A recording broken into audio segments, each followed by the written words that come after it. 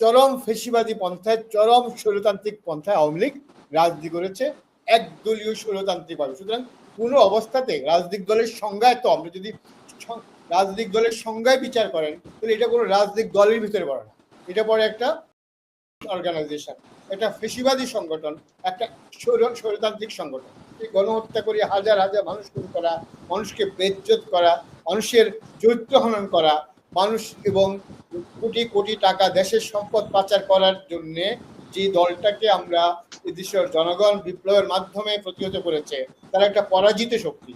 পরাজিত শক্তি, কোনো যুদ্ধে যদি কোনো শক্তি পরাজিত হয় তাহলে পরাজিত শক্তি কি আবার ওখানে ওই দেশে নেতৃত্ব দেওয়ার বা রাজনীতি করার অধিকার থাকে? সমস্ত আলোচকদের আলোচনা মনোযোগ দিয়ে শুনছিলাম এবং প্রশ্নকর্তাদের প্রশ্ন শুনছিলাম, ওনাদের আলোচনা কমেন্টসও শুনছিলাম। তো সবকিছু মিলে আমার যেটা আমি যে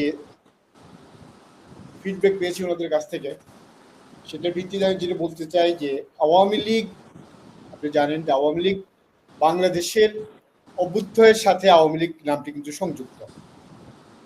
1971 সালের মুক্তিযুদ্ধে নেতৃত্ব দানকারী দল আওয়ামী লীগ, সন্দেহ নেই। আবার একইভাবে দীর্ঘ 24 বছর পাকিস্তানের বিরুদ্ধে যে গণ আন্দোলন, বাংলাদেশের যে জাতীয়তাবাদী আন্দোলনে নেতৃত্ব দিয়েছে আওয়ামী লীগ, এটা সত্য। এটা হচ্ছে আওয়ামী লীগের প্লাস, এটা হলো আওয়ামী লীগের, এটা হলো অ্যাসেট তাদের। এবং আওয়ামী লীগের যে সমস্যা সেটা হচ্ছে আওয়ামী লীগ একটি গণতন্ত্র হত্যাকারী দল। সেটা 1974 সালে একদলীয় স্বৈরশাসন কায়েমের মাধ্যমে তারা প্রমাণ করেছে। আওয়ামী লীগ একটি গণহত্যাকারী দল, যেটা 24 জুলাই বিপ্লবে সেটা তারা প্রমাণ করেছে। 2000 মানুষকে হত্যা করেছে তারা, এদেশের শিশুকে হত্যা করেছে, নারীকে হত্যা করেছে, ছাত্রদেরকে হত্যা করেছে, সাধারণ নাগরিককে হত্যা করেছে। সুতরাং এই সব কিছু মিলিয়ে একদিকে যেমন স্বাধীনতা আনে, যেটা আমরা বলি আওয়ামী লীগ মুক্তিযুদ্ধের আগে ছিল, আমরা পলিটিক্যাল সায়েন্সে ছাত্রদেরকে পড়াই, যেটা আমব্রেলা পার্টি, আওয়ামী লীগের আমব্রেলার নিচে সবাই ঐক্যবদ্ধ হয়েছিল। আবার বর্তমানে যেটা হয়েছে সেটা হচ্ছে একটা গণহত্যাকারী দল বা মাস মার্ডারের। সুতরাং আমরা দেখব যে গণহত্যাকারী দল, গণহত্যার দায়ে যারা অভিযুক্ত হচ্ছে আওয়ামী লীগ, আওয়ামী লীগের নেতৃবৃন্দ, আওয়ামী লীগের সভানেত্রী, খোদ সভানেত্রী গণহত্যার নির্দেশ দিয়েছেন, এই ধরনের ভিডিও রেকর্ডও পাওয়া যাচ্ছে। এবং আমাদের যেসব ইনফরমেশন আছে, ওনাদের সবার বিরুদ্ধে অভিযোগ আছে গণহত্যার জন্য, এবং আইসিটি আদালতে ওনাদের বিরুদ্ধে মামলা হয়েছে। কিন্তু এখন বিষয়টা হচ্ছে, এখন আওয়ামী লীগ রাজনীতি করতে পারবে কি পারবে না। প্রথম হচ্ছে একটা রাজনৈতিক দল, আমাদের মাহমুদ ভাই এখানে আছে, রাজনৈতিক দলের উদ্দেশ্যটা কি? রাজনৈতিক উদ্দেশ্য হচ্ছে একটা ওয়েলফেয়ার অফ দ্য পিপল, জনগণের কল্যাণে সংঘবদ্ধ জনগণ, যেটা নির্বাচনের মাধ্যমে ক্ষমতা আসবে, এসে জনগণের স্বার্থ সংরক্ষণ করবে। কিন্তু আওয়ামী লীগ যখন ক্ষমতায় ছিল, দেখেন রাজনৈতিক দলের সংজ্ঞা একদম থিওরিটিক্যালি আসছি, সে দেখেন এরা ক্ষমতায় আসার পরেই, বাংলাদেশের স্বাধীনতার অব্যবহিত পরেই তারা যখন ক্ষমতায় আসলো, তখন তৎকালীন আওয়ামী লীগ নেতা শেখ মুজিবুর রহমান একদলীয় স্বৈরশাসন চালু করলেন, যে ডিক্টেটরশিপ চালু করলেন। এটা জনকল্যাণের পরিবর্তে, ন্যাশনাল ইন্টারেস্টের পরিবর্তে দলীয় ইন্টারেস্ট আজীবন যাতে তারা ক্ষমতা থাকতে পারে, সেই কাজটি করবে। একইভাবে পর্যায়ক্রমে বিভিন্নভাবে তারা দেখেন 2024 সাল পর্যন্ত, 24 সালে একই কাজ আবার করলেন, যে দীর্ঘ 17 বছর 3টি নির্বাচন তারা জনগণকে অংশগ্রহণ করতে দিলেন না, অন্যান্য রাজনৈতিক দলগুলিকে অংশগ্রহণ করতে দিলেন না, এবং অন্যান্য রাজনৈতিক দলগুলিকে ধরে নিয়ে এসে, জাতীয় পার্টির মতো দলকে ধরে নিয়ে এসে ওরা ইলেকশন করে নাই, তারপর এরশাদ সাহেবকে ইলেকশন করেন নাই, তারপর ওনাকে বলে যে আপনি বিজয়ী। ঠিক এই ধরনের স্বৈরতান্ত্রিক চরম ফেসিবাদী পন্থায়, চরম স্বৈরতান্ত্রিক পন্থায় আওয়ামী লীগ রাজনীতি করেছে একদলীয় স্বৈরতান্ত্রিক ভাবে। সুতরাং কোনো অবস্থাতে রাজনৈতিক দলের সংজ্ঞায়, তো আমরা যদি রাজনৈতিক দলের সংজ্ঞায় বিচার করেন তাহলে এটা কোনো রাজনৈতিক দলের ভিতরে পড়ে না, এটা পড়ে একটা টেরোরিস্ট অর্গানাইজেশন, একটা ফেসিবাদী সংগঠন, একটা স্বৈরতান্ত্রিক সংগঠন।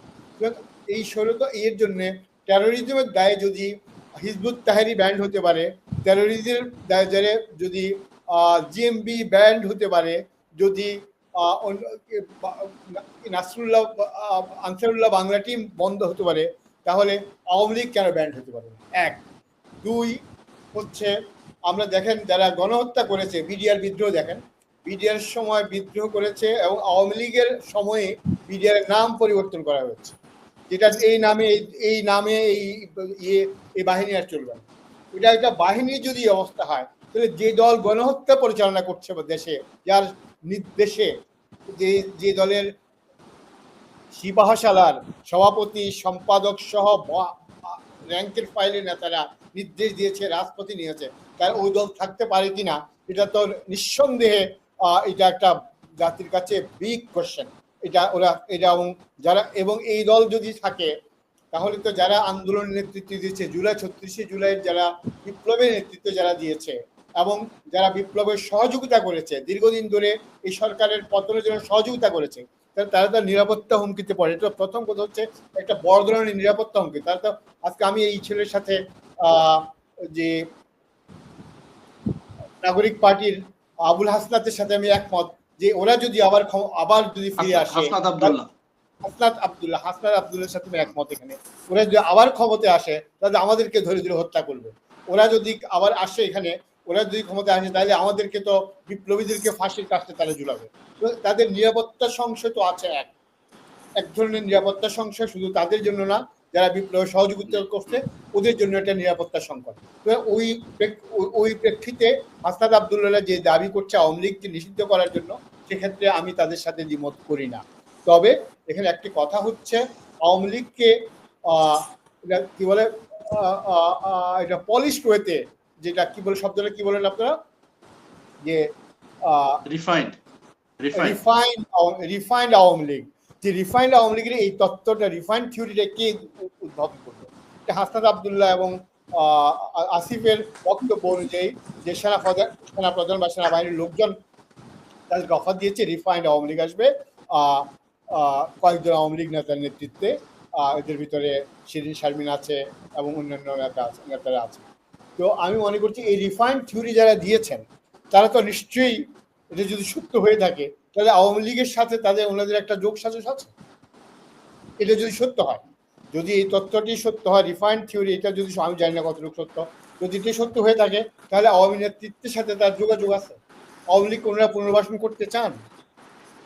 তো এটা একটা বড় ধরনের প্রশ্ন জাতির কাছে, যে আওয়ামী লীগকে জনগণ বিপ্লবের মধ্যে 17 বছর এক ধরনের ফেসিবাদ কায়েম করার জন্য মানুষকে গুম, খুন, হত্যা এবং সর্বশেষে গণহত্যা করে হাজার হাজার মানুষ খুন করা, মানুষকে বেজ্জত করা, মানুষের চরিত্র হনন করা, মানুষ এবং কোটি কোটি টাকা দেশের সম্পদ পাচার করার জন্য যে দলটাকে আমরা এদেশের জনগণ বিপ্লবের মাধ্যমে প্রতিহত করেছে, তারা একটা পরাজিত শক্তি।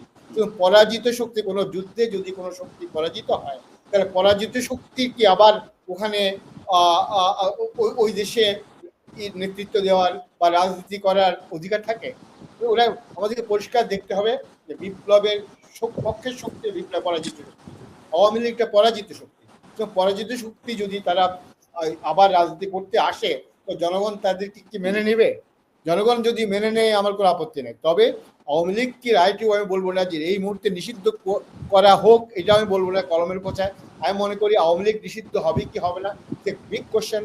এই জন্য সমস্ত রাজনৈতিক দলগুলো, acting political party, ground reality হচ্ছে অ্যাক্টিভ পলিটিক্যাল পার্টি যারা আছেন, যারা অ্যাক্ট করছে মাঠে, তাদের সবার মতামতের ভিত্তিতে একটা কনসেনসাস এদেশের নাগরিক সমাজগুলোর কাছে একটা কনসেনসাস মাধ্যমে যদি আওয়ামী লীগকে নিষিদ্ধ করা যায়, তাহলে সেটা উত্তম হবে। এবং তারপরে তাদেরকে আদালতে, এটার ভিত্তিতে যদি আদালতে নিয়ে যাওয়া যায়, আদালতের মাধ্যমে এটা ফাইনালি ব্যান করা উচিত, ওইভাবে যদি ব্যান করি। আর হুট করে এটা কলমের পর্যায়ে ব্যান করলে হয়তো এই লোকগুলাই আবার অন্য কোনো দলে আবার আসবে।